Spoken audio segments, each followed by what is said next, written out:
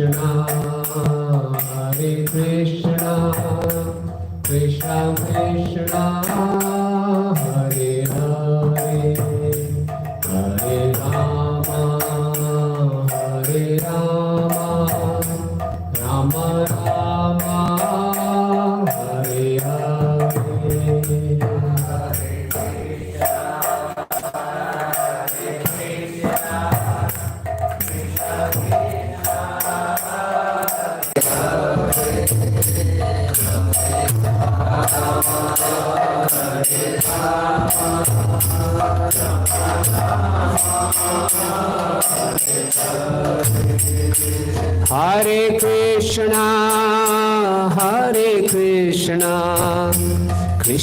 Krishna, Hare Hare, Hare Rama, Hare Rama, Rama Rama, Hare Hare Krishna, Hare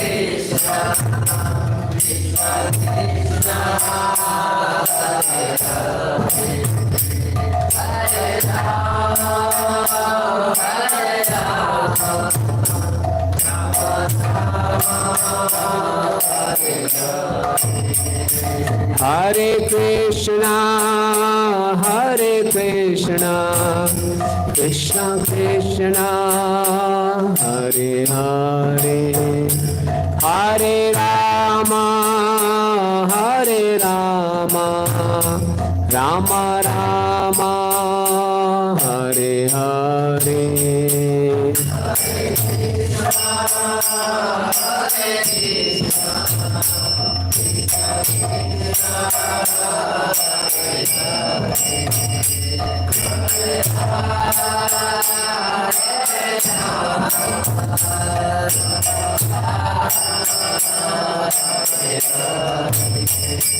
Hare Krishna, Hare Krishna, Krishna Krishna, Hare Hare, Hare Rama, Hare Rama, Rama Rama, Hare Hare.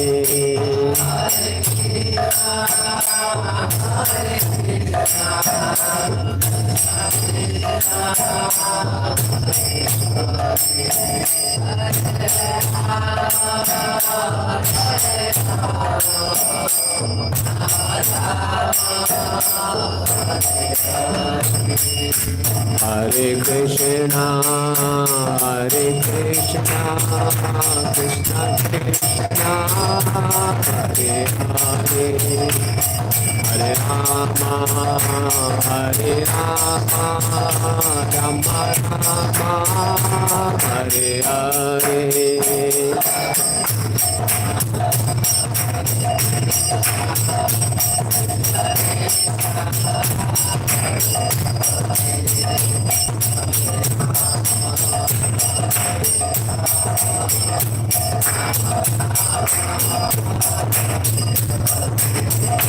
Hare Krishna, Hare Krishna, Krishna Krishna, Hare Hare, Hare Rama, Hare Rama, Rama Rama, Hare Hare.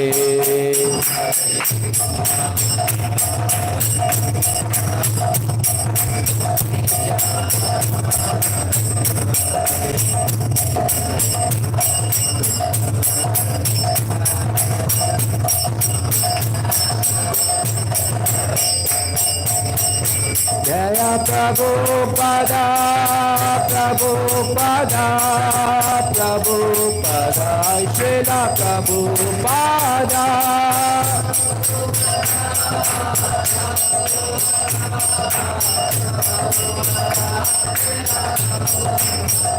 Nitai Gaur Hari Bol, Hari Bol, Hari Bol, Hari Bol.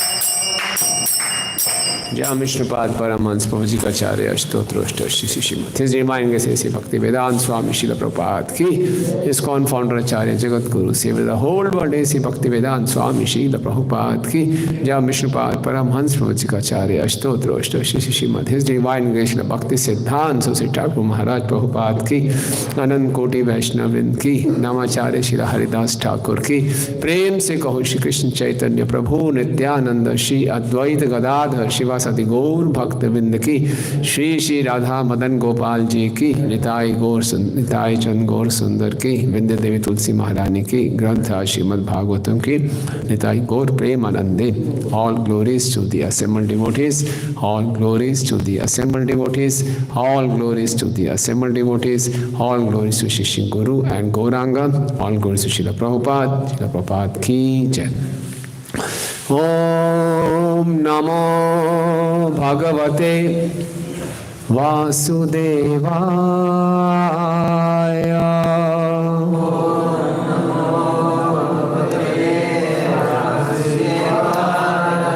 ओम नमो भगवते वासुदेवाय।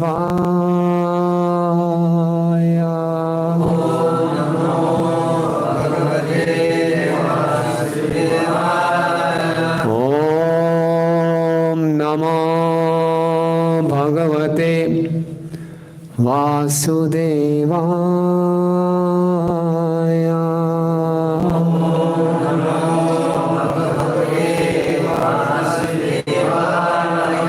नारायणं नमस्कृत्यं नरं चैव नरोत्तमं देवीं सरस्वतीं व्यासं ततो जयमुदीरयेत्। नष्टप्रायेषु भद्रेषु नित्यं भागवत सेवया भगवती उत्तम श्लोके भक्तिर्भवती नैष्ठिकी। कृष्णाय वासुदेवाय देवकी नंदनाय च नंदगोपकुमाराय गोविंदाय नमो नमः। ग्रंथराज श्रीमद् भागवतम दशम स्कंद छठा अध्याय। अध्याय का नाम है पूतनावत। श्लोक संख्या 37 और 38। पदाभ्याम भक्त हृदयस्तिभ्याम वंदाभ्याम लोकवंदिते अंगम यस्याः समाक्रम्य भगवान अपि तत्स्तनम यातु धान्यपि स स्वर्गम अवाप जननी गतिम। कृष्ण भुक्त स्तन क्षीरा किमु गावो नु मातरः। पदभ्याम भक्त हृदिस्थाभ्याम वंदाभ्याम लोकवंदिते अंगम यस्याः समाक्रम्य भगवान अपि तत्स्तनम यातु धान्यपि स स्वर्गम अवाप जननी गतिम। कृष्ण भुक्त स्तन क्षीरा किमु गावो अनुमातरः। पदभ्यां भक्तहृदिस्थाभ्यां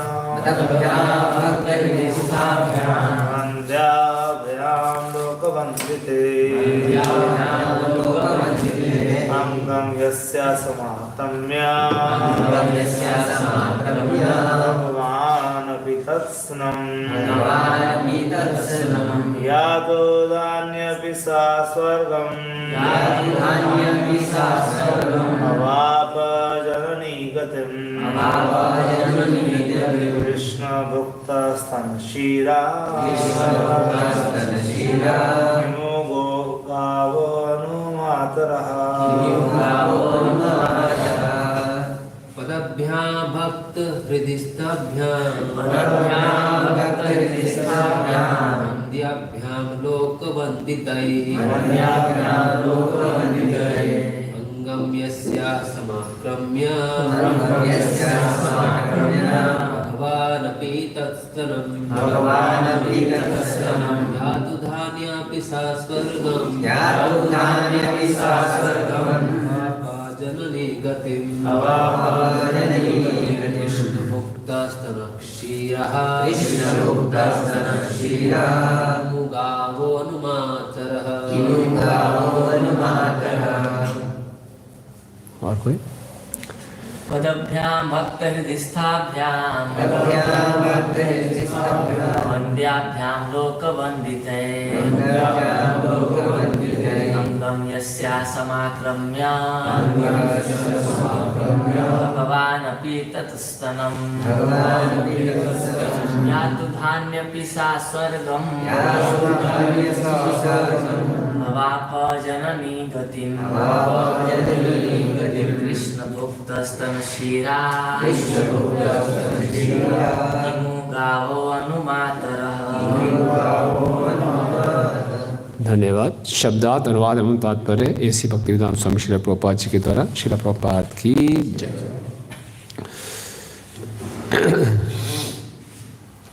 पदभ्याम दोनों चरण कमलों से, भक्त हृदय स्थाभ्याम जिनके हृदय में भगवान निरंतर स्थिर रहते हैं, वंदाभ्याम जिनकी सदैव वंदना की जानी चाहिए, लोक वंदिते ब्रह्मा तथा शिव द्वारा जो तीनों लोकों के वासियों द्वारा प्रशंसित हैं, अंगम शरीर को, यस्या जिस पूतना का, समाक्रम्य आलिंगन करके, भगवान अपि भी तत्स्तनम उस तन को, यातु धानी अपि यद्यपि वह भूतनी थी, सा उसने, स्वर्गम दिव्य धाम को, अवाप प्राप्त किया, जननी गतिम माता के पद को, कृष्ण भक्त स्तन क्षीरा चूँकि उनके स्तनों का पान कृष्ण ने किया था, किम उ क्या कहा जाए, गाव गोवें, अनुमातरः माताओं की ही तरह जिन्होंने कृष्ण को अपना स्तन पान कराया। भगवान कृष्ण शुद्ध भक्तों के हृदय में सदैव स्थिर रहते हैं और ब्रह्मा जी तथा भगवान शिव जी जैसे पूज्य पुरुषों द्वारा सदैव वंदनीय हैं। चूँकि कृष्ण ने पूतना के शरीर को आलिंगन अत्यंत प्रेम पूर्वक किया था और भूतनी होते हुए भी उन्होंने उसका स्तनपान किया था, इसलिए उसे दिव्य लोक में माता की गति और सर्वसिद्धि मिली।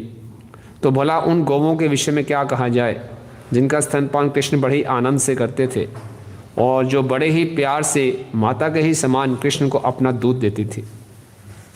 तात्पर्य, ये श्लोक बतलाते हैं कि भगवान की भक्ति चाहे प्रत्यक्ष की जाए या अप्रत्यक्ष, ज्ञान से की जाए या अनजाने, वह सफल होती है। पूतना ना भक्ति ना ही अभक्त, वह तो कृष्ण को मारने के लिए कंस द्वारा भेजी गई राक्षसी थी।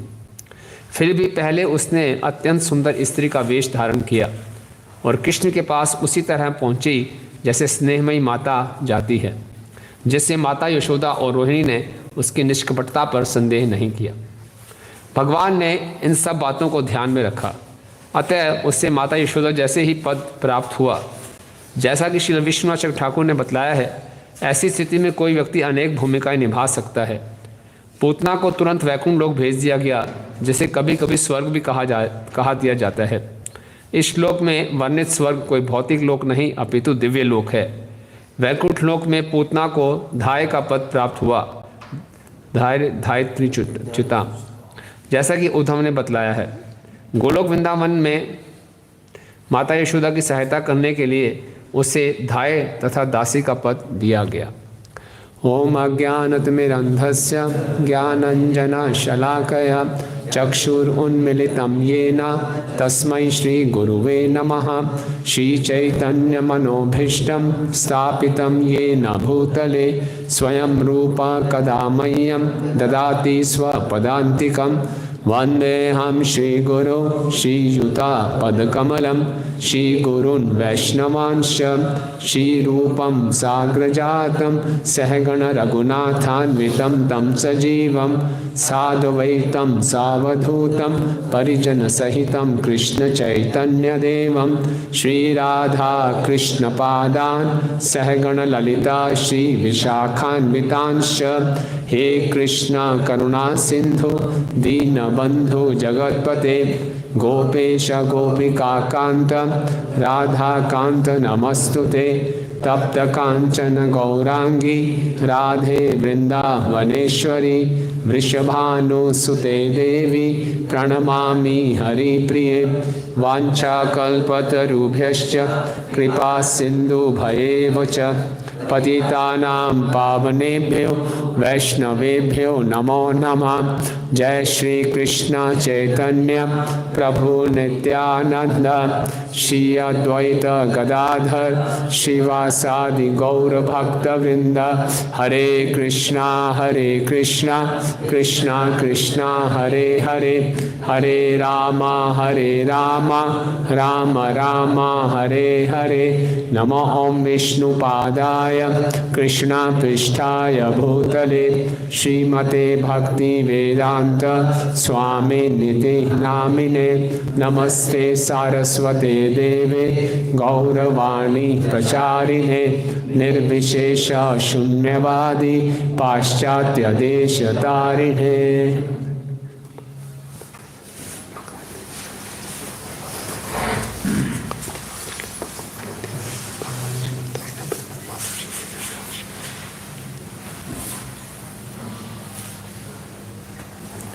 हरे कृष्णा। आप सब भक्तों का हार्दिक स्वागत है। तो बहुत ही सुंदर प्रसंग चल रहा है और बहुत ही उत्साहवर्धक प्रसंग है और इससे हमें को बहुत उत्साह मिलता है कि जब पूतना जैसी राक्षसी का भगवान ने उद्धार कर दिया तो हमारा उद्धार तो निश्चित है। पूतना कोई 16 वाला जप नहीं करती थी, हरे कृष्ण हरे राम नहीं बोलती थी ना, मंगल आरती में नहीं आती थी वो, 4 नियम पालन नहीं करती थी, वो तो प्यार लहसुन छोड़ो खून पीती थी उसका, है ना, बच्चों को मारती थी, कितनी क्रूर थी। लेकिन भगवान ने उसका भी उद्धार कर दिया और कहाँ तक ले गए, अपने गोलोक धाम में ले गए। तो हम लोग तो 16 माला जप कर रहे हैं, 4 नियमों का पालन कर रहे हैं, साधना कर रहे हैं, तो क्यों नहीं हमारा उद्धार होगा, है ना। तो ये बहुत ही हमें आशा प्रदान करता है। कई बारी भक्ति करते करते हम थोड़े से निराश हो जाते हैं, प्रभु जी इतने साल हो गए जप करते हुए, हृदय से काम वासनाएं नहीं जा रही, प्रभु जी मेरे अनर्थ हमें सता रहे हैं, या तो अपने अंदर के अनर्थों से हम परेशान हो जाते हैं, अपने घर के वातावरण से परेशान हो जाते हैं कि घर में ऐसी ऐसी समस्याएं, मैं भक्ति नहीं कर पा रहा, या अपने बिजनेस की समाज के वातावरण से हम परेशान हो जाते हैं। तो श्रीमद् भागवतम में हर प्रकार की केस स्टडी है। हमें भगवान के और गुरु की कृपा पे पूरा दृढ़ विश्वास होना चाहिए। कृष्ण भावनामृत में इतनी सकारात्मकता है, इतनी पॉजिटिविटी है, इतनी होप है कि संसार की कोई भी अड़चन के सामने खड़ी नहीं हो सकती। ये हमें याद रखना चाहिए। मतलब कि निराशा का भक्ति में कोई स्थान है ही नहीं। अगर हम निराश हो रहे हैं तो एक प्रकार का एथीज़म है, नास्तिकवाद है। 5 या 6 प्रकार के नास्तिक कहे गए हैं। एक नास्तिक तो वही होते हैं जो सीधा तत्व से ही नास्तिक है, जैसे कंस है, शिशुपाल है, नास्तिक ही हैं। दूसरे नास्तिक होते हैं कि फिलॉसफिकली नास्तिक होते हैं, मानते नहीं कि भगवान सब कारणों के कारण है। तीसरे नास्तिक होते हैं आच्छादित कवड़ नास्तिक होते हैं, मायावादी, बोलते भगवान हैं लेकिन निराकार हैं, कोई अंग नहीं है उनका। 3 हो गए। चौथे होते हैं कि इमोशनल होते हैं, जो बड़े भावुक लोग होते हैं। ये सिद्ध मंदिर है मदन गोपाल जी का, यहाँ पर आए, इच्छा पूरी नहीं हुई, चलो माता के मंदिर चलते हैं। माँ इच्छा पूरी नहीं, चलो साईं बाबा के मंदिर चलते हैं। वहाँ नहीं, चलो खाटू श्याम चलते हैं। तो ये नास्तिक, उनको किसी पे विश्वास नहीं है ना। ये हो चौथा। 5वें होते हैं हम भक्त, है ना। जब हमारी भी इच्छाएं पूरी नहीं होती, हमारे साथ हम देखते हैं हमारी कोई प्रोग्रेस नहीं हो रही, या फिर हम देखते हैं हम सही नहीं कर पा रहे, तो हमारा भी विश्वास डगमगा जाता है। ये भी एक नास्तिकवाद है। संशय उत्पन्न हो जाते हैं प्रोसेस में, गुरु में, भक्ति में, भगवान में संशय उत्पन्न हो जाते हैं, है ना। तो ये भी एक नास्तिकवाद है। और छठे होते हैं दिव्य नास्तिक। वो कौन है? गोलोक धाम के निवासी। वो भी कृष्ण को भगवान नहीं मानते। ठीक है ना। तो भागवतम के भगवत गीता के चौथे अध्याय में वर्णन है, अज्ञश्च अश्रद्धानश्च संशयात्मा विनिश्यति। 3 श्रेणी के लोग हैं। पहला है अज्ञ। अज्ञ मतलब जिसको ज्ञान ही नहीं है, वो पशु तुल्य है, उसको पता है नहीं इस शरीर से परे भी कोई वस्तु है। पहला तो वो है। ज़्यादातर लोग इस श्रेणी में आते हैं जिसको बिल्कुल ज्ञान नहीं है। दूसरा है अश्रद्धाना, जिसको ज्ञान तो है लेकिन श्रद्धा नहीं है।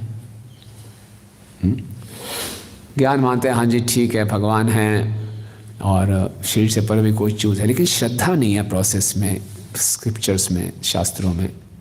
और तीसरा सबसे खतरनाक है संशयात्मा, जिसको ज्ञान भी है और श्रद्धा भी है। ठीक है, मैं मानता हूँ इस संसार से पर एक दिव्य जगत है, श्रद्धा भी है, हाँ कृष्ण भगवान है, लेकिन संशय है। संशय क्या? कि ये जो सिद्धांत है, ये जो हरिनाम है, ये जो शास्त्रों के आदेश हैं, मुझ पर काम नहीं करेंगे। मेरा केस कुछ अलग ही है, मैं एक स्पेशल अनर्थों से बना हुआ हूँ। इसका सॉल्यूशन किसी शास्त्र में नहीं है, किसी वैष्णव भगवान में ऐसी कृपा नहीं है जो मेरा उद्धार कर सके। ये संशय आत्मा विनश्यति, इसका नाश होता है। अज्ञानी का भी उद्धार हो जाएगा, जो श्रद्धा नहीं उसका भी उद्धार हो जाएगा। संशय है उसको, ज्ञान भी है, श्रद्धा भी, लेकिन फिर भी ये मेरे लिए एप्लीकेबल नहीं है, उसका उद्धार बहुत मुश्किल है। संशय आत्मा विनश्यति। और बहुत से भक्त बुरा ना माने इस श्रेणी में आते हैं। काफ़ी सालों में प्रोसेस को फॉलो करने के बाद संशय उत्पन्न शुरू हो जाते हैं। बोले पता नहीं काम नहीं कर रहा प्रोसेस। नहीं, पूतना का केस हमें दिखाता है, पूतना जैसी राक्षसी का उद्धार हो गया। कल हमने उसकी चर्चा की थी, उसके जन्म कर्म कैसे हैं। पूतना जन्म से ही नीच निम्न जन्म में, है ना, राक्षसी कुल में पैदा हुई। उसके भाई कौन कौन थे? अगासुर, बकासुर। ऐसे भाइयों की बहन कैसे होगी? सबका एक ही फैमिली बिजनेस था, कृष्ण को मारना। आप वहाँ जाएंगे ना, नेताजी सुभाष पैलेस, वहाँ पे कृष्णा टावर है ना, या फिर कृष्णा कंस्ट्रक्शंस होता है। कईयों का फैमिली बिजनेस होता है। हमारा कंस्ट्रक्शन का काम है कृष्णा कंस्ट्रक्शन। इनका फैमिली बिजनेस है कृष्णा डिस्ट्रक्शन, कृष्ण को मार के आना है। खुद मारेंगे वो अलग बात है। तो पूतना ऐसे परिवार से, परिवार में जन्म नो निम्न जन्म। फिर क्या थी? लोक बागिनी, बालकों को खाती थी, खा जाती थी बस, है ना। और फिर क्या थी? राक्षसी। उसके संगी कौन थे? सारे राक्षस। रुधिराशना और रक्त पीती थी। सब कुछ उसका खराब था। कल हमने पिछले श्लोक में चर्चा किया था। तो ऐसी अयोग्यताओं के होते हुए भी उसको इतना ऊंचा स्तर मिल गया। तो हमें कभी भी भक्ति में हताश नहीं होना चाहिए। याद रखना चाहिए, हताश होना, निराश होना, ये एक प्रकार का नास्तिकवाद है। इसका मतलब कृपा पर विश्वास नहीं है। तो फिर क्यों नाम ले रहे हैं? ये बहुत बड़ा एक हमारे भक्ति में आगे बढ़ने की बहुत बड़ी अड़चन है ये। तो इसको हमें पार कर सकते हैं इस कथा पे मनन करके, कि भगवान की कृपा है, कि भगवान कितने पॉजिटिव माइंडेड हैं, है ना, कितना भगवान उद्धार करते हैं। तो हमने क्या करना है? येन केन प्रकारेण हमेशा कृष्ण के संपर्क में रहना है। आज ऐसी पूतना राक्षसी गोलोक धाम पहुंच गई। जब तक वो कंस का आगे का पालन कर रही थी, बुरे काम कर रही थी, बच्चों को मार रही थी, खून पी रही थी। जैसे ही कृष्ण के संपर्क में आई, गोलोक धाम चले गई। वाह, हरि बोल, क्या बात है। और ऐसा कोई कौन केस दिखाई देता है आपको भगवान की लीला में? भगवान के संपर्क में आते उसका उद्धार हो गया। शिशुपाल इत्यादि हो गए। शिशुपाल तो बचपन से भगवान को गालियां दे रहे थे। डायरेक्ट कांटेक्ट में आए कोई, जो कंस के पार्षद कुब्जा। कुब्जा रोज कंस के लिए चंदन लेके जाती थी। इतने सालों से चंदन लगा रही थी, कुब्जा की कुब्जा ही रही। कंस को उस पर कोई तरस नहीं आया, कोई दया नहीं दिखाई। लेकिन जैसे उसने कृष्ण बलराम को देखा, कृष्ण के सुंदर रूप से आकर्षित हो गई। कृष्ण बलराम को चंदन लगाया, कृष्ण ने तुरंत उसको एक सुंदर स्त्री बना दिया। और कुब्जा के हृदय की काम वासना और बढ़ गई कि मैं कृष्ण का संग करूं। और भगवान ने बाद में उसका उद्धार किया। तो ये हमने देखना है कि जैसे मर्जी हमारी स्थिति हो, कृष्ण हमारे लिए उपलब्ध है। भक्ति करने के लिए कोई योग्यता नहीं चाहिए, पहले जब अपने आप को शुद्ध करके आओ, इतने कुंडों में स्नान करके आओ, तब आप हरि नाम लो। नहीं, कोई आवश्यकता ही नहीं है ना। अहो वत्सपाचो अतो गरिया यद जीवाग्रे वर्तते नाम तोभ्यम ते पुस्तपुस्ते जुहु सुस्नून आर्या ब्रह्मानुचुर्गणति नाम ये ते। क्या है बता रहे हैं देवहूति माता, क्या बता रही हैं? जिसकी जीवा के अग्रभाग में हरि नाम आ गया, पूरा नाम नहीं आया, पूरी जीवा पे भी नहीं आया, अग्रभाग में एक हरि नाम आ गया। इसका मतलब क्या है? उसने पूर्व जन्मों में सारी तपस्याएं की हुई हैं, सारे तीर्थ स्थानों में स्नान किया हुआ है, सारे वैदिक शास्त्रों का अध्ययन किया हुआ है, वो एक आर्य है, सब कुछ उसने किया हुआ है, जिसके जीवा के अग्रभाग में केवल हरि नाम आ गया। और एक विष्णु धर्म करके एक शास्त्र है, उसमें बताया गया है जिसने अगर 2 शब्द बोल दिया, हरि बोलिए, जैसे वाह वाह वाह, जैसे 2 शब्द हरि कैसे बोल दिए, उसने 4 वेदों का अध्ययन कर लिया, वो चतुर्वेदी बन गया। ये भगवान के नाम की महिमा है ना। इसका मतलब ये नहीं कि हरि बोल दिया प्रभु, जब तक हम कोई गीता नहीं पढ़ेंगे, कोई भागवत नहीं पढ़ेंगे, हमने 4 वेद पढ़ लिए इसका अर्थ ये नहीं है। लेकिन हरिनाम की महिमा को स्थापित करता है। भगवान इतने कृपालु हैं, इस बात को स्थापित करता है। तो इसीलिए किसी ना किसी प्रकार से जीवन की जैसे मर्जी परिस्थिति हो, हमने अपने आप को कृष्ण के संपर्क में रखना है। कृष्ण में संपर्क में आते ही सारी परिस्थितियाँ बदल जाती हैं, बस ये मालूम चलता है। देखिए पूतना इतनी गंदी थी, डायन थी, इतने उसके बुरे कर्म थे, बुरा संग था। जब कृष्ण ने उसका वध किया, क्योंकि कृष्ण ने उसको छुआ, कृष्ण उसके शरीर पर खेले, तो जब उसको जलाया गया तो अगरू की सुगंध आ रही थी, है ना, जैसे कोई 12 किलोमीटर लंबी कोई अगरबत्ती हो, ऐसा लग रहा था। अगरू तो हमने आजकल मिलता भी नहीं होगा, पता नहीं क्या है अगरू, हमें पता भी नहीं। अगरू की सुगंध आ रही है, आप सोचिए। और हम लोग 16 माला जप करते हैं, 4 नियम का पालन करते हैं, हमारे तो जीवित शरीर से बदबू आती है तो जैसे राधा कोई महाराज ने अपनी एक बार कथा में बता रहे थे कि हम जैसे कपड़े डालते हैं, दोबारा उस अगले दिन उस कपड़े को डाल नहीं सकते, बदबू आनी शुरू हो जाती है। लेकिन इसी कपड़े को अगर हमने अपनी अलमीरा में रखा हो तो उसमें कोई बदबू नहीं आती। इसका शरीर कितना गंदा है, उससे बदबू निकलती है। हालांकि हम सब तपस्या भी करने का प्रयास करें, सब कर रहे हैं। और पूतना तो मांस खाती थी, खून पीती थी, उसका शरीर कितना गंदा होगा। लेकिन कृष्ण के संपर्क में आने से शरीर सुगंधित हो गया, उसे गुरु की सुगंध आ रही है। तो ये कृष्ण का स्पर्श है ना। इसीलिए कोई भी परिस्थिति हो, ये हमें दिखाता है कि हमें कृष्ण के संपर्क में रहना चाहिए। अक्सर हम लोग एक दूसरे से पूछते हैं, आप भक्ति में कैसे आए?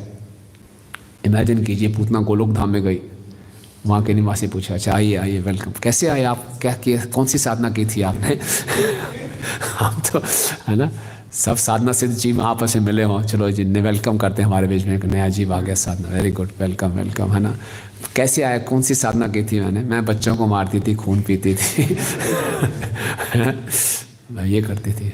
कौन विश्वास करेगा इसे ना। एक बार एक भक्त बता रहे थे कि वो मायापुर में थे, और मायापुर में वो रुके थे एक रशियन डिवोटी के साथ, और दोनों इकट्ठे थे। मायापुर में बहुत मच्छर थे, तो इस हिंदुस्तानी भक्त ने मॉस्किटो रिपेंडेंट लगाया मच्छर भगाने के लिए, ऑल आउट टाइप मशीन लगाई। तो इस रशियन भक्त ने बोला, अरे क्यों मच्छरों को तंग कर रहे हो, है ना, मॉस्किटो नेट लगाओ, मच्छरों क्यों तंग कर रहे हो, वो भी जीव है। तो ये जो भारतीय भक्त बड़ा प्रभावित हुआ, आपके हृदय में इतनी करुणा है, मैं तो इतने, मेरे में इतनी करुणा नहीं है, तो बहुत अच्छी बात है। ये करुणा कैसे जागृत हुई? बोला मेरा इतिहास सुनोगे? बोले हाँ। बोला मैं पहले कम्युनिस्ट गवर्नमेंट थी जब रशिया की, उसमें मैं आर्मी में कर्नल था, और कुछ गाँवों में बगावत हो गई थी। तो सरकार ने उन्हें बोला, सारे कर्नल्स को आदेश दिया, जो सबसे पहले 10,000 गाँव वालों को मारेगा उसको स्पेशल गोल्ड मेडल मिलेगा। मैं पूरी आर्मी लेकर गया, गाँव गाँव में गया, सबको कोल्ड ब्लडेड मर्डर, सबको मार दिया मैंने। सबसे पहले मैंने 10,000 गाँव वालों को मारा। तो सरकार ने मुझे गोल्ड मेडल दिया, अखबार में मेरी फ़ोटो छपी, और मैं बड़ा खुश होके ये सारा मिशन पूरा करके अपने घर वापस जा रहा था। तो जैसे ही मैं ट्रेन में गया, पूरा ट्रेन का डब्बा खाली हो गया कि बड़ा खूंखार व्यक्ति है तो ना। लेकिन एक व्यक्ति था जो ज्ञान नहीं उठकर। और एक किताब पढ़ रहा था वो, मेरी इतना ईगो हर्ट हुई, सब मुझसे इतना डरते, ये डर नहीं रहा और चुपचाप बैठा हुआ है, देखा भी नहीं मैं आया हूँ, चुपचाप किताब पढ़ रहा है। मैंने उसी किताब पे धक्का मारा, किताब नीचे गिरी, उससे फिर से किताब उठानी पढ़ना शुरू कर दिया।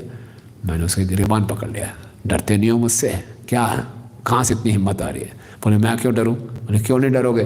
बोले मैं किताब पढ़ रहा हूँ। बोले कौन सी किताब है? उससे किताब छीन ली उससे, और वो किताब थी भगवद गीता यथारूप। तो वो पूरा कंपार्टमेंट खाली था, बोले मैं था और वो व्यक्ति था और भगवद गीता थी। मैं पढ़ता रहा, पूछता रहा, पढ़ता रहा, पूछता रहा, मेरा स्थान आ गया। जब मैं अपने घर पे उतरा तब तक बिल्कुल परिवर्तित हो चुका था और मैंने ठान लिया था नौकरी छोड़ूंगा और पूरी रूप से भक्त बन जाऊंगा। अब सोचिए, ये है भगवान की कृपा। ये केवल शास्त्रों की बात नहीं है कि ऐसे हुआ, किसी के भी जीवन में परिवर्तन आ सकता है। तो हम जब एक दूसरे से पूछते हैं, हमारा भव सबका जो भूतकाल है, हमने छोटे बड़े पाप तो किए ही होंगे सबने, ऐसे पूतना जैसे पाप नहीं किए, लेकिन हम यहाँ तक आ गए हैं उस जीवन से, थोड़ा और अच्छे ढंग से भक्ति करेंगे तो निश्चित रूप से हम भगवत धाम जाएंगे। ये हमारे में विश्वास होना चाहिए, आशा बंद है ना, hoping against the hope. Prabhupada ji बताते हैं अपने तात्पर्यों में, भक्ति में हो सकता है ऐसी परिस्थितियाँ आ जाएं कि हम हेल्पलेस हो जाएं, लेकिन कभी होपलेस ना हो। हेल्पलेस होना अच्छी बात है, लेकिन होपलेस कभी नहीं होना चाहिए, है ना। हेल्पलेस मतलब असहाय हो जाए, कोई और सहारा नहीं है, लेकिन कभी आशा नहीं छोड़नी चाहिए। एक बार हम किसी वरिष्ठ भक्त का लेक्चर सुन रहे थे, वो बता रहे थे कि ये जो भक्ति है ये एक प्रकार की सीढ़ी चढ़ने के समान है, और सीढ़ी में अलग अलग स्टेप्स होते हैं, है ना। हर एक स्टेप का अर्थ है एक बड़ी मुसीबत। श्रद्धा, साधु संग, भजन क्रिया, अनर्थ निवृत्ति, निष्ठा, रुचि, आसक्ति, भाव, प्रेम, ये 9 सीढ़ियाँ हैं गोलोक धाम जाने के लिए। जैसे से एक सीढ़ी में आगे बढ़ेंगे बड़ी बड़ी मुसीबतें आएंगी, लेकिन नीचे उतरना अलाउड नहीं है, आगे बढ़ते जाओ, बड़ी से बड़ी मुसीबत आएगी। तो बोले क्या मतलब है? हम फिर बोलते हैं चैंट एंड बी हैप्पी। आप बोलें जैसे भक्ति में आगे बढ़ेंगे मुसीबतें बढ़ती जाएंगी, मुसीबतें बढ़ती जाएंगी, लेकिन आनंद भी बढ़ेगा। आनंद क्यों बढ़ेगा? क्योंकि जितना हम आगे जाएंगे हम सच्चाई के निकट जाएंगे, और जो सीढ़ी है सही दीवार के साथ खड़ी है, गलत दीवार नहीं है। डेस्टिनेशन, हमारी मंजिल ठीक है, तो वो देखते हैं तो हमें आनंद आता जाएगा। इसलिए हम भक्ति में आगे बढ़ते हैं तो लक्ष्य पर रखें, कहाँ जाना है मुझे, गोलोक धाम में। जो मुसीबतें हैं, कोई मुसीबत इतना तंग नहीं करेगी क्योंकि आगे बढ़ रहे हैं, लेकिन मुसीबतें बड़ी बड़ी आएंगी, है ना। शुरू में आते हैं, मैं अपना चर्चन देखता हूँ, मैं आता था मंदिर में शुरू में, तो दिखता था भक्त लोग कई बार जप करते हुए सो रहे हैं। मैं क्यों सोते हैं, कैसे सो सकते हैं, जप कमाल है। जप में कभी नींद आती है? फर्स्ट क्लास में जब भी कर रहा हूँ, जॉब भी कर रहा हूँ, बढ़िया चल रहा है। आ जाओ बेटा, आ जाओ मंदिर में, आओ जाए करो। फिर जब सेवाएं शुरू की यहाँ के, तो देखा यार मुझे भी नींद आ रही है, तो एक और तरह के अनर्थ आ रहे हैं अंदर, नो।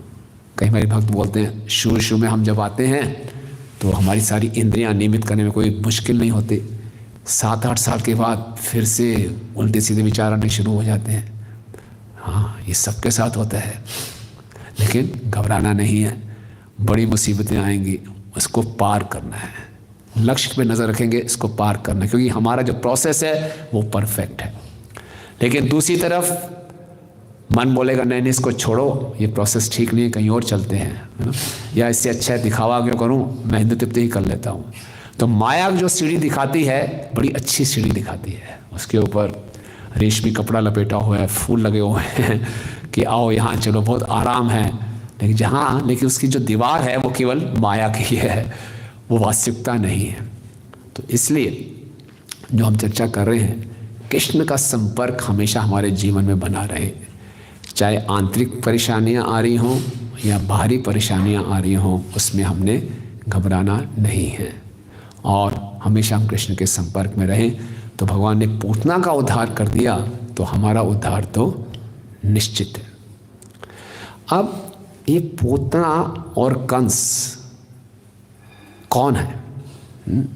श्रीला भक्ति सिद्धांत सरस्वती ठाकुर महाराज ने अपना आर्टिकल लिखा था हार्मोनिस्ट, उसमें पूतना के ऊपर उन्होंने एक आर्टिकल लिखा था और बहुत अच्छे ढंग से उन्होंने इसका विश्लेषण किया।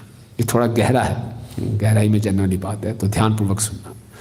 तो उन्होंने बोला कंस कौन है और पूतना कौन है। वो बोलते हैं कंस जो धार्मिक संस्थाओं के तथाकथित भौतिकवादी नेता है ना, धार्मिक संस्थाओं के भौतिक मानसिकता वाले नेता, वो हैं कंस। भौतिक मानसिकता क्या होती है कि हम सत्य को अपने प्रयोगों से जानेंगे, जिसको इंग्लिश में एम्पिरिसिस्ट बोलते हैं ना, एम्पेरिकल नॉलेज से, अपने अनुमान के ज्ञान से या प्रत्यक्ष ज्ञान से हम भगवान को जानने का प्रयास करेंगे। है वो धार्मिक संस्था के अंदर, है ना। तो ऐसे जो लोग होते हैं, ऐसे जो नेता होते हैं, वो सत्य को प्रकट नहीं होने देते, क्योंकि जैसे ही सत्य प्रकट होगा उनकी दुकान बंद हो जाएगी। बड़े बड़े साइंटिस्ट लोग हैं आजकल, प्रभुपाद जी लिखते हैं अपने एक तात्पर्य में, आधुनिक युग के लोगों की समस्या क्या है कि हमें शास्त्रों पे कम विश्वास है और वैज्ञानिकों पे ज़्यादा विश्वास है। उनके एक्सपेरिमेंट्स में ज़्यादा विश्वास है, शास्त्रों में विश्वास कम है। तो और आजकल कई ऐसे धार्मिक संस्थान भी हैं जो अपने धर्म की शिक्षाओं को विज्ञान के अनुसार एडजस्ट कर लेते हैं, या समाज में कुछ किस प्रकार का वो चल रहा है उसके अनुसार एडजस्ट कर लेते हैं, है ना। जैसे कि सुना था हमने, जो बाइबल है उसमें भगवान को ही करके संबोधन किया गया, कैपिटल एच के साथ, ही, वो एक पुरुष है। लेकिन पाश्चात्य देशों में नारी मुक्ति मोर्चा ने अपना सर उठाया, है ना, कि उन्होंने जब बाइबल पढ़ी बोले भगवान पुरुष ही क्यों, स्त्री क्यों नहीं। इतना शोर शराब मचा, बोले ठीक है यार चेंज करो, लड़ाई झगड़ा क्या करना, है ना। तो भगवान को शी करके लिखने लगे, बड़े एस के साथ, शी। तो फिर दूसरे लोगों ने शो मचाया, कैसे ही है, बोले शी है, तो एक मैंने कंप्रोमाइज़ किया ना, ही है ना शी है, इट लिख देते हैं यार। तो IT करके इट करके कर दे, पर्सन ही नहीं है ना, तो कोई मतलब नहीं है। देखो शांति बनी रहे समाज में, क्यों लड़ाई झगड़ा। तो ऐसे हैं जो कंस मानिए लीडर हैं धार्मिक संस्था के लोग, लेकिन क्या है, भौतिकवादी मानसिकता है ना। तो ऐसे लोग परम सत्य को सही रूप से प्रकट नहीं होने देंगे। कंस ने सारे अपने राक्षसों को छोड़ दिया था कि जैसे ही कृष्ण पैदा हो मार दो, तो जैसे ही सत्य प्रकट होने वाला हो उसको बढ़ने ना दो, मार दो। किसी भी जीव के अंदर दिव्य श्रद्धा भी प्रकट हो रही है, उस श्रद्धा को खत्म कर दो, क्योंकि श्रद्धा जैसी बढ़ जाएगी मेरी दुकान बंद हो जाएगी। इसलिए आप देखिए जितने वैज्ञानिक लोग हैं, कुछ भी हो जाए ये नहीं मानते कि भगवान है, सब कारणों के कारण भगवान है, सब एक साथ मिलके, ये स्थापित नहीं होने देना। और प्रभुपाद जी कहते हैं ये जो आज की साइंस है पूर्ण रूप से जो विज्ञान है पूर्ण रूप से अवैज्ञानिक है। तो ये कंस है, और कंस फिर भेजता है अपने झूठे गुरुओं को, फॉल्स गुरुस को, वो पूतना है कि जाओ जो भी सत्य जहाँ प्रकट हो रहा है, जहाँ दिव्य श्रद्धा प्रकट हो रही है उसको ख़त्म कर दो, है ना। तो वो है पूतना, ऐसे झूठे गुरु जो कि आपको बढ़ने नहीं देंगे। थोड़ी सी भक्ति में श्रद्धा उत्पन्न हुई, दिव्य धाम में श्रद्धा उत्पन्न हुई, उसको कत्ल कर दो, ख़त्म कर दो। तो इस प्रकार से कंस और पूतना का ये आधुनिक युग में ये चल रहा है, जिसके रूप में जितने भी धार्मिक संस्थाएं हैं उनके गलत नेता और उनके गलत प्रचारक पूरे समाज में कलयुग में कैटव धर्म का प्रचार हो रहा है, शुद्ध धर्म का। भगवत गीता के इतने वर्जन्स हैं, लेकिन वही भगवत गीता के प्रचारक बोलते हैं सब एक हैं, शिव की पूजा करो, राम की पूजा करो, कृष्ण की करो, गणेश की करो, सब एक है। जबकि भगवान गीता में क्या स्थापित करें, बिल्कुल उल्टा सीधा। तो क्या है ये, फिर सब ऐसे लीडर्स कंस के समान हैं, और ऐसे जो गुरु हैं वो पूतना के समान हैं, फॉल्स गुरु हैं। तो कहाँ से ये झूठे गुरु आते हैं, इसका सोर्स क्या है झूठे गुरु आने का? हाँ, कहाँ से इस पर भी इतने फ्लरिश क्यों कर रहे हैं ये? माया है, हाँ कलयुग है, लेकिन क्या कारण है? मटेरियल एनर्जी है, माया के कारण। हाँ, लोगों को एंजॉय चाहिए, वो एंजॉय बिल्कुल, धर्म के नाम पे इंद्र तृप्ति करनी है। इनको बोलते हैं धर्म ध्वजी, धर्म का ध्वजा, धर्म का झंडा लेके घूमना बस कि हम धार्मिक हैं। तो भक्तिविनोद ठाकुर जी बताते हैं 2 प्रकार के धर्मध्वजी होते हैं, एक लीडर और एक फॉलोअर। बिना फॉलोअर के वो लीडर बनेगा नहीं। तो ऐसे फॉलोअर होंगे जो दिखाएं जी हम तो जाते हैं जी, हम तो सत्संग कार्यक्रम में जाते हैं, है ना, गुरु जी की फोटो लगी हुई हमारी देखो यहाँ पे। तो ऐसे जो सस्ते में धर्म को चाहते हैं उनके लिए ऐसे सस्ते गुरु मिल जाते हैं। दोनों ही धर्मध्वजी हैं, दोनों एक दूसरे को धोखा दे रहे हैं, चीटर एंड चीटेड। फॉलोअर सोच रहे हैं मैं अब गुरु जी को धोखा दे रहा हूँ, गुरु जी मूर्ख आ गया, एक और मूर्ख आ गया, चल आ जा रहे। तो दोनों ही, तो ये धर्मध्वजी हैं। तो भक्तिविनोद ठाकुर आगे बताते हैं कि जो झूठे गुरु भी हैं ये भी 2 प्रकार के हैं। कौन से? एक तो बाहरी और एक आंतरिक। बाहरी तो हमने चर्चा कर लिया। आंतरिक झूठा गुरु कौन है? हम सबके अंदर है, मन। और जो मन है वो परम सत्य को जानने के लिए तर्क का सहारा लेता है, भौतिक ज्ञान का सहारा लेता है, उससे वो उसको जानना चाहता है। और जब एक जीव अपना, जिसे कहते हैं पोषण, अपने आध्यात्मिक गतिविधियों का पोषण तर्क से करता है, तो समझो हम पूतना को जन्म दे रहे हैं। तर्क से 16 मालाएं क्यों करूं, 8 माला कर लूँगा, मॉर्निंग में क्यों करूं, मैं दिन में भी कर सकता हूं।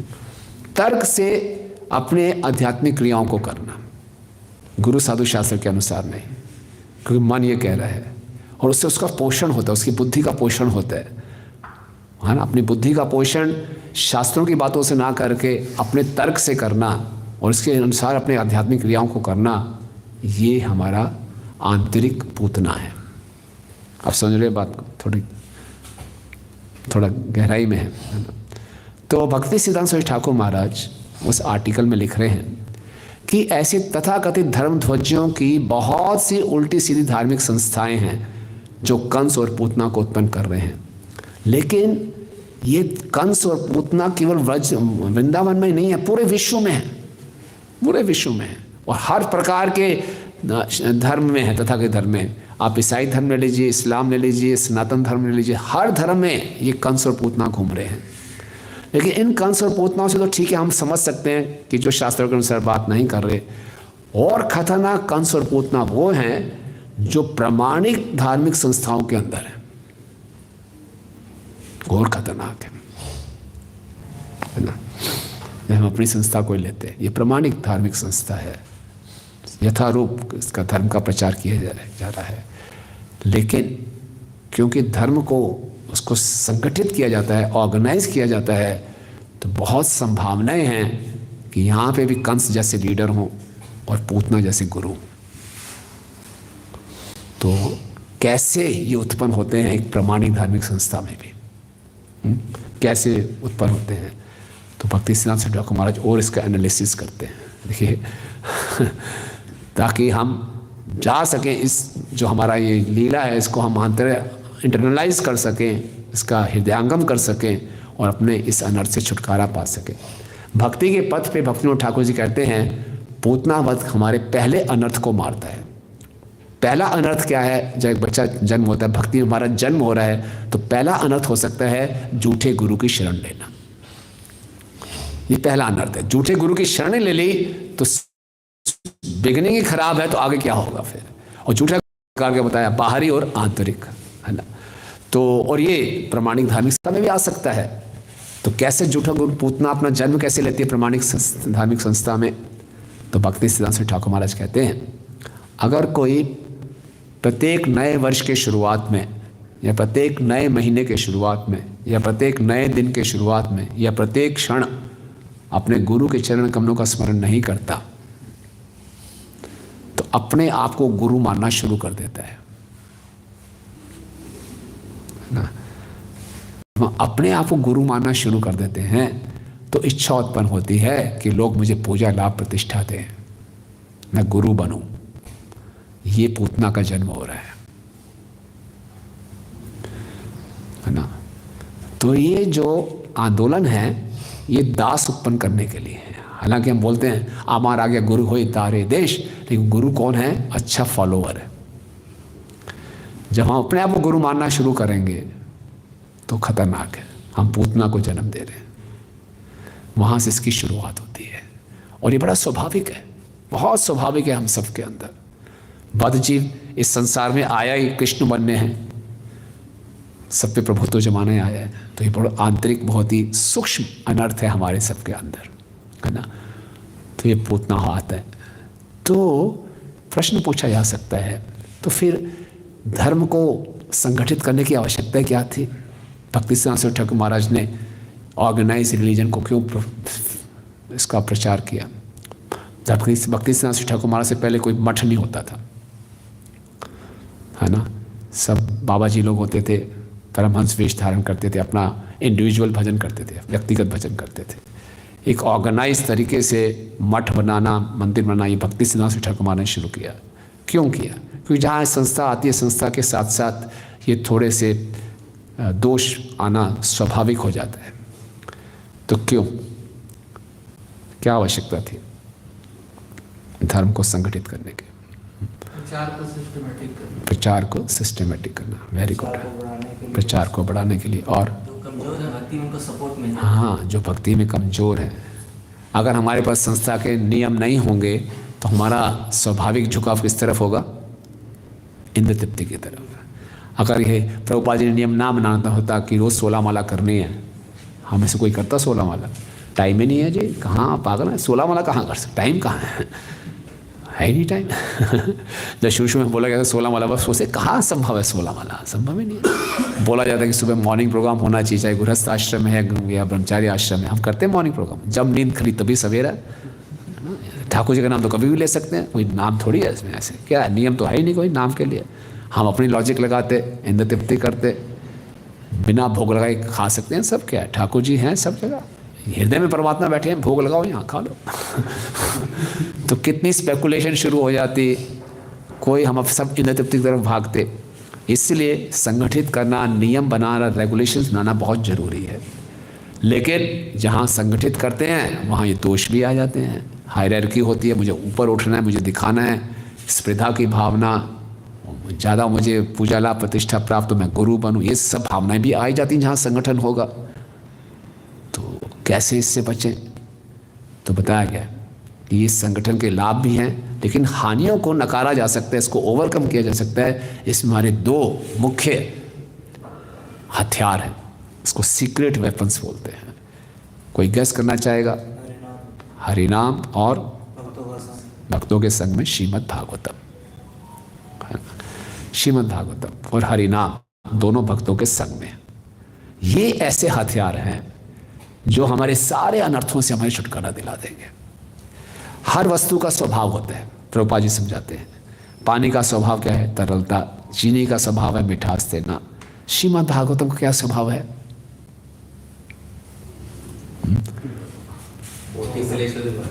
ज्ञान, मतलब रोशनी देना, अंधकार को रोशनी देना। श्रीमद् भागवतम का स्वभाव है क्रांति लाना ना। क्रांति लाना। हाँ, क्या है वो? जत्वाग विप्लवो, जनताग विप्लवो। हाँ, जनताग विप्लवो। इस पूरे समाज में क्रांति, प्रभुपाद अपने फॉरवर्ड में लिख रहे हैं पूरा भागवतम क्रांति लाने के लिए। और क्रांति का अर्थ भक्ति सिद्धांत ठाकुर बताते हैं going back to the roots. क्रांति का मतलब कोई नई चीज उत्पन्न नहीं करना। क्रांति का मतलब है जो अपना दिशा भूल गए हैं उनको पुरानी सही दिशा में लेकर आना। Going back to the roots, अपनी जड़ों में वापस लेके आना। जीव का स्वभाव है कृष्ण की सेवा करना। तो भागवतम पढ़ने की क्रांति आएगी। हाँ, मुझे केवल कृष्ण की सेवा करनी है। हरे कृष्णा कृष्णा कृष्णा हरे हरे, हरे राम राम राम। प्रभुपाद जी को उस पर पूरा विश्वास था। प्रभुपाद जी जब जलदूत में थे और जब बॉस्टन पे रुकी कुछ समय के लिए और प्रभुपाद नीचे उतरे और अमेरिका की हालत देखी, यहाँ लोग इतने रजोगुण और तमोगुण में डूबे पड़े हैं, कैसे ये मेरे संदेश को जानेंगे? तब प्रभुपाद ने किन श्लोकों का उच्चारण किया? भागवतम के पहले स्कंद के 2 अध्याय को। नष्ट प्रायेषु भद्रेषु नित्यम भागवत सेवया भगवती उत्तम श्लोके भक्तिर भवती नष्ट की तदा रजस्तमो भावो काम लोभोदश्ये चेते नाभ्यम सत्यम सिद्धम प्रसिद्धति। सारे इन श्लोकों का वर्णन किया। वहीं खड़े खड़े प्रभुपाद ने सब अमेरिकन वासियों को प्रेम की स्टेज पर पहुंचा दिया श्लोकों के उच्चारण से, कि प्रभुपाद लगा बस इन भागवतम में इतनी शक्ति है वो कर देगी, इसलिए प्रभुपाद ने करके दिखाया। तो अगर हम भागवतम की शरण लेंगे तो इससे मत। और दूसरा अस्त्र कौन सा है? हरि नाम। हरे कृष्णा कृष्ण कृष्णा हरे हरे, हरे राम राम राम हरे हरे, चेतो दर्पण मार्जनम। इस हरिनाम संकीर्तन की पहली किस्त क्या है? हमारे जो चेतना पे उल्टे सीधे संस्कार छपे हैं उसका वो मार्जन करेगा। लेकिन इसको सीक्रेट क्यों बोला गया? ये तो बड़े खुले में हम करते हैं। हर प्रभुपाद ने मंदिर में सिस्टम रखा है, सुबह भागवतम क्लास, शाम को गीता क्लास, सब बैठ के हरिनाम करो, हरिनाम का प्रचार करते हैं। तो ये सीक्रेट क्या है इसमें?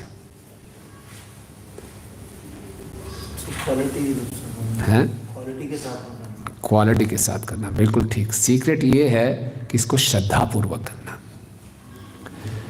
अधिकांशतः भक्त बुरा ना माने, हम इन दोनों कार्यों को, भागवत श्रवण और हरिनाम को, एक औपचारिकता के लिए करते हैं। बस करना है, क्लास में बैठना है, चलो बैठ जाते हैं, है ना, या फिर सब करने, चलो मैं कर लेता हूँ, है ना। प्रेम विवृत में जगदानंद पंडित ये विश्लेषण कर रहे हैं कि हर कोई हरिनाम लेता है, लेकिन हर किसी पे अलग अलग प्रभाव क्यों पड़ता है? तो चैतन्य महाप्रभु उत्तर देते हैं, श्रद्धा। जिसकी जितनी श्रद्धा है उतना ही हरिनाम प्रभाव दिखाएगा, है ना। इसलिए भागवत श्रवण में जितनी श्रद्धा से सुनेंगे उतना ही प्रभाव देगा। शृणोताम श्रद्धया नित्यम गृह्णतश्च स्वचेष्टितम काले नाति दीर्घेन भगवान विशते हृदय। शृणोताम, सुनना है, कैसे? श्रद्धा के साथ। कब कब? नित्यम। फिर क्या करना है? गृह्णतश्च स्वचेष्टितम, उसको हृदय में उतारने के लिए चेष्टा करनी है। ये चार कार्य कोई करेगा, सुनेगा, प्रतिदिन सुनेगा, श्रद्धा से सुनेगा और उसको सुन के अपने जीवन में उतारने के लिए प्रयास करेगा, काले नादि दीर्घेन, बहुत जल्दी भगवान हृदय में प्रवेश कर जाएंगे। और जब भगवान हृदय में प्रवेश करेंगे तो भगवान तो क्रांति ले ही आएंगे। ऐसे क्रांति आएगी भागवतम से। इसी प्रकार से हरिनाम को भी पूरी श्रद्धा से करना कि हरिनाम मेरा जीवन है, ये हरिनाम मुझे सब कुछ प्रदान कर सकता है। हरे कृष्ण कृष्ण कृष्ण हरे हरे, हरे राम राम राम। तो इन दो पर पूरा विश्वास होना चाहिए। लेकिन समस्या क्या है? हमारा विश्वास माया में ज़्यादा है, हरिनाम और भागवतम में कम है। बुरा ना माने, जब हमारे पे कुछ मुसीबत आती है, संकट आता है, हम इस पे विश्वास नहीं करते। हम अपने भौतिक जुगाड़ों पे ज़्यादा विश्वास करते हैं। ये कर लूँ, वो कर लूँ, ये कर लूँ, है ना। मुसीबत आई, चलो एक्स्ट्रा माला करूँगा, है ना। मुसीबत आई, चलो भागवतम उठा के पढ़ता हूँ, मुझे दिशा दिखाई दे। ना ना, ये प्रैक्टिकल बातें करो प्रभु, ये थ्योरी किताबी बातें मत करो मेरे साथ। कोई बताइए इसको क्या, मैं कैसे मैनिपुलेट करूँ, मैं कैसे तिकड़मबाजी करूँ, मैं इससे बाहर निकलूँ। नहीं, ये तिकड़मबाजी मदद नहीं करती। तिकड़मबाजी करेंगे हम पूतना बन रहे हैं। फिर से लोग बोलेंगे मिटा दो, इंकलाब ले आओ, हटा दो इन सबको जो हम देख रहे हैं भक्ति भी कर रहे हैं लेकिन गलत काम कर रहे हैं, इसको हटाया जाए, बाहर किया जाए। जो हमारी संस्था में पूतना रूपी कुछ लोग हैं, उनको हटाने के लिए हमें प्रयास नहीं करना। पूतना को किसने हटाया? कृष्ण ने। अगर हम उनको हटाने का प्रयास करेंगे, अपनी तिकड़मबाजी करेंगे, तो हम खुद पूतना बन जाएंगे। पूतना का मतलब क्या है? फॉल्स गुरु, झूठा गुरु, झूठे तर्क। इसलिए कई बार हम भक्ति में इसलिए परेशान होते, प्रभु आप आसपास का वातावरण खराब है, लोग बड़े पॉलिटिकल हैं, यहाँ भक्ति नहीं हो पा रही है, कैसे करूँ? आप क्या कर रहे हैं? पॉलिटिक्स का जवाब कोई कर भी रहा है, आप पॉलिटिक्स का जवाब पॉलिटिक्स से मत दीजिए, नहीं तो आप भी पूतना बन रहे हैं। हमने क्या करना है? इन दो अस्त्रों का उपयोग करना है, हरिनाम और भागवतम। तब पूतना का अपने आप हनन होगा। नहीं तो हम किस लिए आए? हम यहाँ पूतना बनने थोड़ी आए हैं, हम तो अपना उद्धार करने आए हैं। लेकिन हम इन चक्रों में फंस जाते हैं और हमारा विश्वास भौतिक तोड़ मोड़ में ज़्यादा हो जाता है ना। तो संशय प्रोसेस में शुरू होते हैं, फिर वहाँ से श्रद्धा हटती है, माया में ज़्यादा श्रद्धा रखते हैं और माया की शरण लेते हैं और हमारा विश्वास भक्ति में और कम होता जाता है। तो ये एक सर्कल है, उसमें आप व्यक्ति आके फंस जाता है। ये बहुत बड़े दुर्भाग्य की बात है। कोई किसी को मनुष्य जन्म मिला, भक्ति नहीं कर रहा, ये बड़े दुख की बात है। मनुष्य जन्म मिला और भक्ति में आकर सही ढंग से भक्ति नहीं कर रहा, ये उससे ज़्यादा दुख की बात है कि अवसर भी प्राप्त हो रहा है फिर भी वो सही ढंग से उसको कर नहीं रहा। क्यों नहीं कर पाता? ये उल्टे सीधे संशय, उल्टे सीधे अनर्थ हमने हृदय में रखे होते हैं। हमारे पास अस्त्र भी हैं इसको काटने के, लेकिन इसका सही ढंग से उपयोग नहीं करते, औपचारिक तरीके से इनको करते हैं। नहीं, औपचारिक तरीके से नहीं, पूरी श्रद्धा के साथ हमने हरि नाम लेना है, पूरी श्रद्धा के साथ भागवतम का श्रवण करना है, तब जाके हम इस पूतना रूपी जो हमारा अनर्थ है इससे ऊपर उठेंगे, है ना। ये बहुत आंतरिक है और हमारे पास अस्त्र हैं। और हम देखते हैं चैतन्य महाप्रभु के आंदोलन में इतना प्यूरिफाइंग। महाप्रभु का आंदोलन असुरों के वध के लिए नहीं है, आसुरिक प्रवृत्ति के वध के लिए है ना?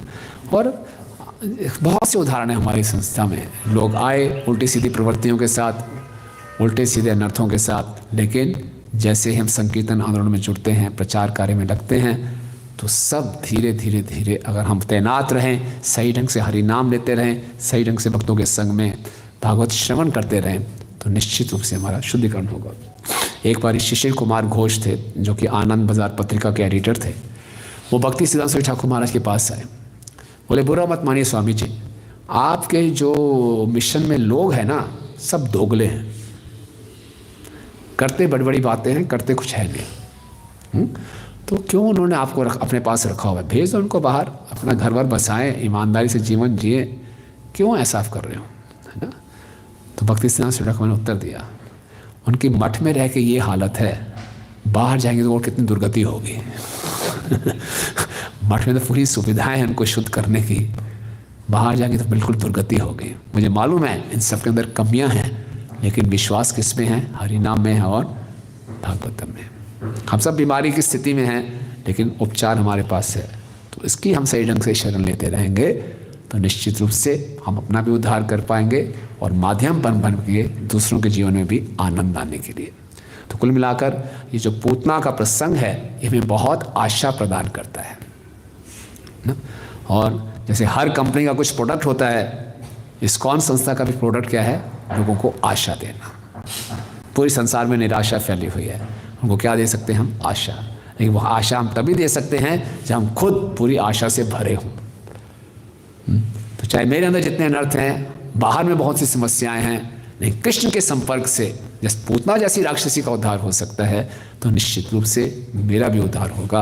और लेकिन मुझे जो उसको पूतना को मारने के मेरे अस्त्र हैं, कृष्ण का संपर्क कैसे कर सकता हूँ? मुख्यतः हरि नाम और भागवत श्रवण भक्तों के संग में, तो मेरे अंदर का ये पूतना भी समाप्त होगा। ठीक है, हरे कृष्ण। कोई प्रश्न या टिप्पणी है? क्वेश्चंस और कमेंट्स?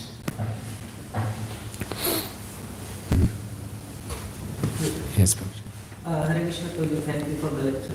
तो जी क्वेश्चन था कि जैसे आपने बोला देवती माता कहते हैं कि हे प्रभु, जिनके नाम, जिनकी जीवा के अग्र भाग के आपका नाम होता, उन्होंने सभी तीर्थों का स्नान कर लिया, सारे पुण्य उन्होंने उनके पास। तो हम देखते हैं कि जैसे अभी ये चल रहा है राम मंदिर का जो कंस्ट्रक्शन चल रहा है, तो आधी दुनिया जो है वो उनकी जीवा पे भगवान राम का नाम है ही किसी न किसी तरीके से। तो हम किसको, इस चीज़ को हम कैसे समझ सकते हैं कि सिर्फ वो व्यक्ति जो श्रद्धा के साथ भगवान का नाम ले रहा, वो उनके लिए ये श्लोक है, या फिर जो कैसे भी जो कैसे भी ले रहा है उसके लिए श्लोक एप्लीकेबल है। बस एक बात नहीं होनी चाहिए कि वो खुद राम ना बनना चाहता हो। बस अगर राम का नाम लेके राम बनना चाहता है, वो एक अपराधी नाम है। बाकी वो बिना श्रद्धा के ले रहा है, श्रद्धा के भी ले रहा है, बस सही, कोई दिक्कत नहीं। जहाँ ये मायावाद का उसके अंदर कंसेप्शन है कि मैं राम बन जाऊंगा राम का नाम लेके, वो खतरनाक है। ये ना हो तो कोई भी राम का नाम ले रहा है, बहुत बड़ी बात है। ठीक है, ये भक्तिविनोद ठाकुर बताते हैं हरि नाम चिंता मनी। और कैसे जैसे जो लोग संस्था से अपनापन रखते हैं, संस्था को अपना मानते हैं, तो उनकी जिम्मेदारी नहीं है कि वो इन चीज़ों को ठीक करें, या कि उससे अलूप होकर के और भागवतम में लग गए। हाँ, जो संस्था को आप लीड कर रहे हैं, जो मैनेज कर रहे हैं, उनकी जिम्मेदारी है। और जिम्मेदारी के लिए ही उन्होंने दिखाया कि अगर इससे बड़ी जिम्मेदारी है, सबसे बड़ी जिम्मेदारी ये है कि आध्यात्मिक क्रियाएं सुचारू रूप से चलती रहें। सारा मैनेजमेंट है श्रवण कीर्तन को फैसिलिटेट करने के लिए। ये परमानेंट सॉल्यूशन है, ठीक है ना। तो उसको फैसिलिटेट करने के लिए कुछ करना पड़े तो एक्शन लेते हैं, लेकिन उसके पीछे पर्पज़ यही है कि श्रवण कीर्तन को सही ढंग से स्थापित किया जाए। ये लीडर की तरफ से, हाँ। सामान्य जो फॉलोअर्स हैं उनकी जिम्मेदारी कुछ नहीं होगी, उनकी बनती है, उनको यही सब बताया जाता है भैया फॉलो करना है तो आप फॉलो करो, श्रवण कीर्तन को अच्छे ढंग से फॉलो करवाओ, फिर नीचे और अच्छे से श्रवण कीर्तन कराओ और श्रवण कीर्तन अच्छे ढंग से कराओ। तो चीज़ों को ठीक करने के लिए वो लोग चीज़ें इसी से ही ठीक होंगी, और इसी को ठीक करने के लिए एडजस्टमेंट की जाती है कि अच्छा ये ठीक नहीं करो तो इसको बैठाओ, ये ठीक करेगा। इस जितने भी एडजस्टमेंट की जाती हैं इसी को ठीक करने के लिए कि श्रवण कीर्तन सुविधाजनक अच्छे ढंग से होता रहे। पर्पज़ यही है ना? ठीक है, और कुछ? यस प्रभु जी। प्रभु जी, जब श्रवण कीर्तन की बात आती है तो मतलब कितना श्रवण होना चाहिए और कितना कीर्तन होना चाहिए? मतलब हमारा सारा जब जीवन का गोल है श्रवण कीर्तन करना अच्छे से, और जैसे अभी आपने बताया कि सारे मैनेजमेंट का मतलब है कि श्रवण कीर्तन अच्छा हो, तो मतलब अच्छा श्रवण कीर्तन के क्या मतलब 1 घंटा केवल भागवतम सुनना और 16 माला को जप कर देना ही सफिशिएंट है? ठीक है, यस। कितना करें और कैसे करें, ये अगर हम अपनी बुद्धि से करेंगे तो हर एक अलग अलग विचार होंगे। कोई बोलेगा नहीं 2 घंटे के बोले, 3 घंटे के बोले, 10 घंटे, अलग अलग विचार होंगे। तो हम वो करेंगे जो हमारे संस्थापक आचार्य ने दिया हमें। कम से कम इतना तो करना ही करना है कि सुबह का हम अच्छे ढंग से मॉर्निंग प्रोग्राम करें, 16 माला जप ध्यानपूर्वक करें और 4 नियमों का पालन, भागवतम क्लास को अच्छे ढंग से सुने, फिर दिन में समय निकाल के प्रभुपाद की पुस्तकों को पढ़ें 1 या 2 घंटा, और पूरे दिन में अपराध करने से बचें। अपराध हम मॉर्निंग प्रोग्राम के बाद शुरू करते हैं अक्सर। जब सेवाएं करते हैं, भक्तों से आदान प्रदान करते हैं, तो फिर सावधान नहीं रहते तो अपराध करते हैं। तो अपराधों से बचते हुए सारा कार्य करेंगे तो बहुत अच्छे ढंग से श्रवण कीर्तन होगा। प्रभुपाद जी एक पास टाइम आता है कि बोलते हैं कि 16 माला में 16 हाँ, या वो तो प्रभुपाद ने बोला, उसने बोला कि प्रभुपाद, वो तो एनकरेज करने के लिए बोला। फिर उनका पास टाइम है, परम पूज्य जयप्रताप स्वामी महाराज का एक क्लिप देखा था। जयप्रताप स्वामी महाराज कह रहे मैं कलकत्ता में था और मैंने 32 माला करना शुरू कर दिया था, और मैं अपने आप को बहुत अपने आप से समझता था बहुत एडवांस डिवोटी हूँ, सब 16 करते मैं 32 करता हूँ, है ना। प्रभुपाद जी आए, मैंने प्रभुपाद को बताया, Prabhupada I am chanting 32 rounds. Prabhupada ने मुझे डांटा, वो told you to chant, I want you to preach more. तो गुरु की आ गया। हालांकि माला जब अधिक बढ़ाना गलत नहीं है, हमें माला की संख्या बढ़ानी चाहिए, लेकिन गुरु की सेवा जो दी है उस सेवा को छोड़ के मैं बोलूँ मैं पहले ज़्यादा भजन करूँगा, वो गलत है। तो इसलिए जितना हम भजन कर सकते हैं करें, ज़्यादा माला करें और श्रवण कीर्तन करें, और जो हमें सेवा मिली है उसको भी अवश्य करें। सेवा और जो हमारी तथाकथित साधना है, दोनों में बहुत अच्छा बैलेंस होना चाहिए। क्योंकि हरिनाम आप ले रहे हैं, क्योंकि अभी हमारे में रजोगुण है, इतना शांत नहीं हुआ, पूरा दिन हम हरिनाम नहीं ले सकते। तो हरिनाम और सेवा जो है एक प्रकार से डाइट और मेडिसिन के समान है। तो मेडिसिन भी लेनी है और डाइट भी लेनी है, तब हमारी बीमारी ठीक होगी, ठीक है ना। तो इंडिविजुअल की स्थिति को देखते हुए इसमें थोड़ा एडजस्टमेंट किया जा सकता है। किसी का रुख इस तरफ ज़्यादा है तो उसको सुविधा दी जा सकती है, लेकिन दोनों का मिश्रण होना बहुत आवश्यक है। Thank you so much. फिर जो आपने भक्ति संस्कृत ठाकुर का बताया था, तो उसमें जैसे आपने पूतना का बताया कि प्रमाणिक संस्था के अंदर भी पूतना का जन्म होता है, जब कोई व्यक्ति गुरु या इत्यादि उसके पूतना उसका उपचार भी होता है कि श्रद्धा से हरिनाम भागवत श्रवण। जब व्यक्ति श्रद्धा से भागवत श्रवण करता है, हरिनाम करता है, उसका रिजल्ट कैसे मैनिफेस्ट करता है भक्त के अंदर? How the devotee look like then, कैसे वो सेवा करता है, क्या उसका भाव रहता है? मतलब जैसे कोई व्यक्ति कर भी रहा है तो उसको कैसे वो दिखेगा? प्रभु जी का प्रश्न है कि मैं श्रद्धा से हरिनाम ले रहा हूँ, भागवत श्रवण कर रहा हूँ, तो कैसे पता चलेगा मैं श्रद्धा से कर रहा हूँ? क्या उसके इंडिकेटर्स होंगे? हाँ, तो बड़ा स्पष्ट है। प्रभुपाद बताते हैं कि भक्ति में हम सही ढंग से करें, सारा इंडिकेटर क्या है कि भौतिक इच्छाएं कम होंगे, भौतिक आकर्षण कम होंगे, पूजा लाभ प्रतिष्ठा की इच्छाएं कम होंगी, पता चलेगा। दूसरों की प्रगति देखकर खुशी होगी, दूसरों को आगे बढ़ाने की इच्छा होगी, है ना। तो अपने आप से हम नाप सकते हैं कि मेरा सही चल रहा है कि नहीं चल रहा। ये होगा ही होगा, क्योंकि क्रांति आएगी, और क्रांति मतलब अपने स्वभाव, अपने स्वरूप की तरफ हम बढ़ेंगे। यस प्रभु। श्रद्धा का विकास इस पे भी डिपेंड करता है कि हम किससे श्रवण करते हैं। हाँ जी, बिल्कुल से। मतलब कुछ लोग ऐसे भी होते हैं वो इसलिए कथा कर रहे हैं क्योंकि उनको नींद नहीं मिलती है, हो सकता है संस्था में भी। हाँ, अब देखिए ये थोड़ा डेलिकेट लाइन है इसमें कि श्रद्धा का विकास निर्भर करता है कि जिससे हम सुन रहे हैं वो कितनी मात्रा में शुद्ध है। निश्चित रूप से एक नए साधक से सुनेंगे और एक जिसको बहुत अच्छा सेल्फ रियलाइज है, आत्म साक्षात किया और बहुत ऊंचे, बहुत लंबा उनका अनुभव भी और बहुत कृपया उनके पास, उनसे सुनने में एक ही बात को हमारे पे अलग अलग प्रभाव पड़ेगा, निश्चित रूप से पड़ेगा। लेकिन इसकी दूसरी साइड ये नहीं है कि हम वक्ता का पोस्टमार्टम करते रहें कि ये जो वक्ता आया है पूजा लाभ प्रतिष्ठा के लिए बोल रहा है, फॉलोअर ज़्यादा, ये पूजा लाभ प्रतिष्ठा के पीछे भाग रहा है, ये उसके पीछे, हाँ ये शुद्ध लग रहा है, इसका सुनते हैं ध्यान से। वो बड़ा खतरनाक है। मैंने देखा है इस कंसेप्ट के साथ काफ़ी भक्तों की भक्ति में बहुत बड़ा नुकसान हुआ है, प्रैक्टिकली देखा है, हम नाम नहीं ले रहे, ऐसे देखा है। कुछ भक्तों का ऐसा मत था, हम सुनेंगे केवल शुद्ध भक्त से सुनेंगे, और शुद्ध भक्त कौन है, उनका अपना एक कंसेप्ट है, वो शुद्ध भक्त है बस। बाकी जितने भक्त बैठ रहे हैं इनसे पूजा लाभ प्रतिष्ठा के लिए बोल रहे हैं, सब ऐसे ही हैं, उनसे सुनना ही नहीं, उनका ध्यानपूर्वक ना सुना। कितने अपराध हो गए ऐसे, आप सोचिए, बहुत अपराध हो गए। तो वही हो गया, मैंने बताया ना, हमें ये एनालाइज नहीं करना कि हमारी संस्था में कौन कौन सी पूतना घूम रही है, पकड़ो उसको पूतना को ना तो मैं खुद पूतना बन जाऊंगा, ये बड़ा खतरनाक है। और ये अंदर सीधा स्वाभाविक आता है, पकड़ो उस पूतना को, ये पूतना है, अगर इसमें लग गया तो मैं पूतना हूँ। अगर समझ लो ऐसा कोई वक्ता पूतना बैठ भी गई सिंहासन पे और वो बोल रही है अपनी पूजा लाभ प्रतिष्ठा के लिए बोल रहा है वो, लेकिन मैं क्या करूँगा, मुझे तो हंस की तरह बनना है, मुझे उसमें से जो संदेश है उसको ग्रहण करना है बस। और देखूंगा क्या ये संदेश प्रभुपाद के अनुसार है कि नहीं है। अगर प्रभुपाद के अनुसार नहीं है तो मैं स्वीकार नहीं करूंगा, प्रभुपाद के तात्पर्य के अनुसार है तो पूरा स्वीकार करूंगा, चाहे कोई भी बोल रहा हो, ठीक है ना। तो ये मापदंड कर सकते हैं कि क्या प्रभुपाद के अनुसार बोला जा रहा है कि नहीं बोला जा रहा। उसकी इंटेंशन को नापना बड़ा खतरनाक है। इंटेंशन ठीक है कि ये नापना बड़ा खतरनाक, खाली परमात्मा ही जानते हैं।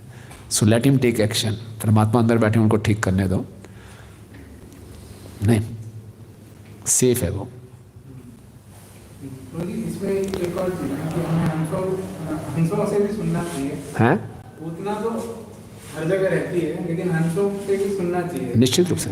यस यस, हाँ बिल्कुल, पूरा बहुत उत्सुकता होनी चाहिए, मालूम चले कि बहुत वरिष्ठ भक्त या बहुत शुद्ध भक्त कुछ संदेश दे रहे हैं तो उनको सुनने के लिए बहुत ललायत होना ही चाहिए, ये तो निश्चित रूप से, ठीक है ना।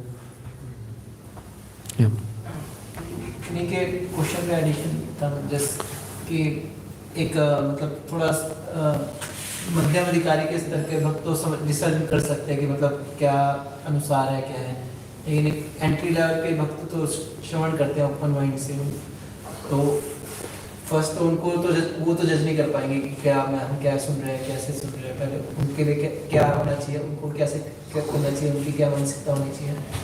दूसरा कि जब हम इस चीज एंगल पे ज़्यादा एम्फेसिस करते हैं कि we should be focused on Bhagavatam की तरफ या भागवत मार्ग की तरफ ज़्यादा हमें फोकस होना चाहिए, तो जो क्योंकि ऑर्गेनाइजेशनल फैसिलिटी इसीलिए कि भागवत मार्ग को फैसिलिटेट कर सके, तो क्योंकि ऑर्गेनाइजेशनल हैजार्ड की वजह से वही डिस्टर्ब हो जाता है, तो वही चीज़ नहीं हो पाती, तो उसको किस तरह एंगल से देखना चाहिए, मतलब फिर भक्तों को क्या रहना चाहिए, कुछ गलत होता है तो उसको किस तरह से देख कर क्या रिपोर्टिंग सिस्टम होना चाहिए, क्या होना चाहिए उन चीज़ों के लिए। तो पहला प्रश्न है कि जो नए लोग हैं वो कैसे देखेंगे कि ये सही बोल रहा है कि गलत बोल रहा है। तो इसलिए जो हमारे मंदिर में अधिकारीगण हैं उनका ये कर्तव्य होता है कि ऐसे लोगों को ही सुविधा दें व्यास आसन से बोलने का, जो कि जिनके प्रति हम पूरे आश्वस्त हों कि एटलीस्ट ये प्रभुपाद की वाणी के अलावा कुछ नहीं बोल रहे, चाहे अंदर की जैसे मर्जी हो, जैसे भी उनका स्तर हो, वो केवल प्रभुपाद की वाणी को दोहराने का प्रयास कर रहे हैं। तो ये उनका जिम्मेवारी बनता है ना। और फिर नया भक्त है वो धीरे धीरे जुड़ता है, भक्तों का संग करता है, प्रभुपाद की पुस्तकें पढ़ता है, उसको भी मालूम चलना शुरू हो जाता है। ये पहला प्रश्न हुआ। दूसरा प्रश्न ये था कि अगर कुछ गड़बड़ है तो उसको कैसे ठीक किया जाए। ठीक, आप जैसे आपने बताया कि ठीक हम नहीं कर सकते, मतलब अगर हम नहीं कर सकते तो किस लेवल के लोग को कैसे करना चाहिए। हाँ, तो किस लेवल के पूरा ऑर्गेनाइजेशन में हायरार्की है, तो हायरार्की को रिपोर्टिंग होना चाहिए। अंधा नहीं बनना कि देखना नहीं है, दिखाई दे रहा है, सुनाई दे रहा है, तो उसको बताना, रिपोर्ट करना चाहिए। बस रिपोर्ट करके हमारा रिपोर्टिंग कर्तव्य बनता है इस मिशन को आगे बढ़ाने के लिए। रिपोर्ट कर दें और आगे फिर अपने अथॉरिटी को आगे देखेंगे फिर। राइट, ओके, ठीक है। आप सब भक्तों का बहुत बहुत धन्यवाद। ग्रंथराज श्रीमद् भागवतम की, जगत गुरु श्रील प्रभुपाद की, गौर प्रेमानंदे।